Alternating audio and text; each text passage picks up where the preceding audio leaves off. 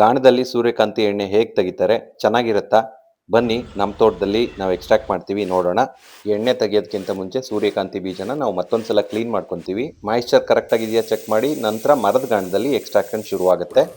ಮರದ ಗಾಣದಲ್ಲಿ production slow, ಹಾಗಾಗಿನೇ ಇಲ್ಲಿ ಅತಿಯಾಗಿ ಟೆಂಪ್ರೇಚರ್ ಜಾಸ್ತಿ ಆಗೋದಿಲ್ಲ.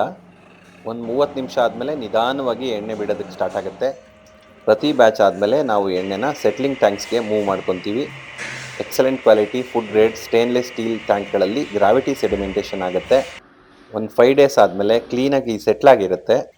ಇದು ನ್ಯಾಚುರಲ್ ಆಗಿ ತೆಗ್ದಿರೋ, ಏನು ಅಡಿಟಿವ್ಸ್ ಆಗದೆ ಇರೋ ಅನ್ರಿಫೈನ್ಡ್ ಪ್ಯೂರ್ ಸನ್ಫ್ಲವರ್ ಆಯಿಲ್.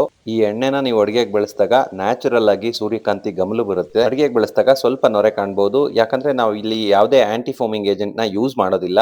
ರುಚಿಯಾಗಿರೋ ಮತ್ತೆ ಹೆಲ್ದಿ ಆಗಿರೋ ಸೂರ್ಯಕಾಂತಿ ಎಣ್ಣೆ ಮರದ ಗಾಣದಲ್ಲಿ ತೆಗ್ದಿರೋದು ವುಡ್ ಪ್ರೆಸ್ ಸನ್ಫ್ಲವರ್ ಆಯಿಲ್. ಇದು ರಿಫೈನ್ಡ್ ಸನ್ಫ್ಲವರ್ ಆಯಿಲ್ ಅಲ್ಲ, ನ್ಯಾಚುರಲ್ ಆಗಿ ತೆಗ್ದಿರೋ ಸನ್ಫ್ಲವರ್ ಆಯಿಲ್. ನಿಮಗೆ ಬೇಕಿದ್ರೆ ನಮ್ಮ ವೆಬ್ಸೈಟಲ್ಲಿ ಆರ್ಡರ್ ಮಾಡಿ, ಹಾಗೆ ಈ ವಿಡಿಯೋನ ಶೇರ್ ಮಾಡಿ.